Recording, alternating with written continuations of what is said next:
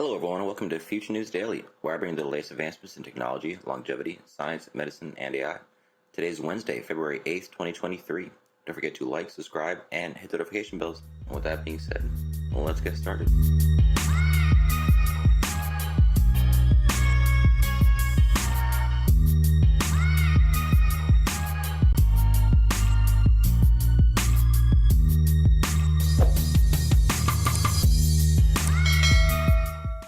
First up, Ferrari molds idea to use a rocket thruster for its future sports car. Now this thing looks pretty crazy. Ferrari seems to be working on a patented technology that is very similar to what Tesla ideated for its next generation roadster. A Ferrari future sports car may come with a rocket thruster, which Elon Musk's EV company thought to use on its next generation electric sports car. The Italian sports car brand patented the technology of a high-performance car with gas pushers back in 2019, which has been added to the U.S. patent database recently.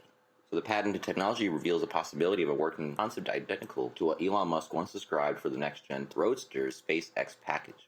Tesla wanted to use some type of cold, gas, or compressed air thrusters to speed up off-the-line acceleration and even allow the car to hover somehow. Ferrari's patented technology instead, christened as the pulse jet system, may use composed air thrusters for quicker acceleration.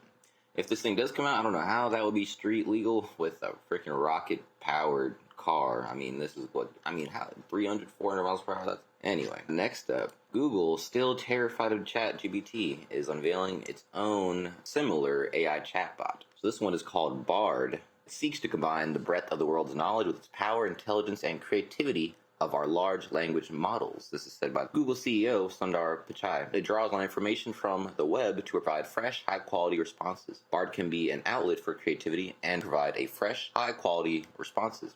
So it'll basically be a slimmed-down version of Google's language model for dialogue application software. So also known as Lambda, as Google's language model, that'll enable Bard to support more users, thus generate more feedback, which will help ensure responses generated by Bard meet a high bar for quality, safety, and groundedness in real-world information, which is a priority right now for AI, and which can still be kind of a challenge. Despite these challenges, it's not at all surprising that Google is jumping into the AI development game with both feet. Microsoft announced in January that it is making a multi-year, multi-billion-dollar investment into OpenAI, the company that developed ChatGPT, and Dolly is also reportedly looking to incorporate ChatGPT tech into its Bing search engine in order to provide more human-like responses. So Google really could, this could be the decade where it's knocked off its pedestal, so to speak. The last one for today, MIT engineers invent vertical, full-color, microscopic LEDs for use in AR and VR devices.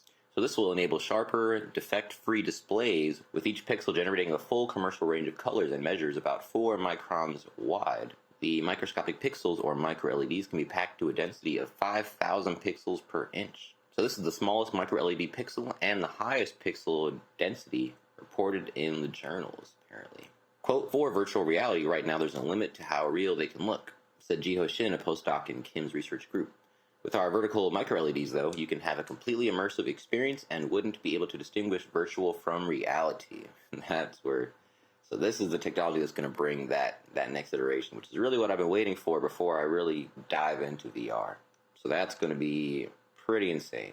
Wow, so this is probably my favorite one for today. Please leave in the comments what your favorite article is. And then at the end of the week, the last video of the week, we'll round up the top ones.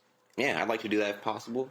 Get the top videos, the top articles of every video for the week, and then put them up head to head at the end of the week, and then get the top video of the week, and then maybe do that in succession for each month, and then, you get the best articles of the year, just so you can have the ones to really remember and keep with you, Let me know if that'd be something that would be cool to do. Of course, that is the last article I have for you today. Don't forget this video is for educational purposes only. I would never recommend any investments, solely your time or money, attempt to contact you on any other platform, or own any rights to the information within this content. With that being said, thanks for tuning in, and I'll see you in the next one.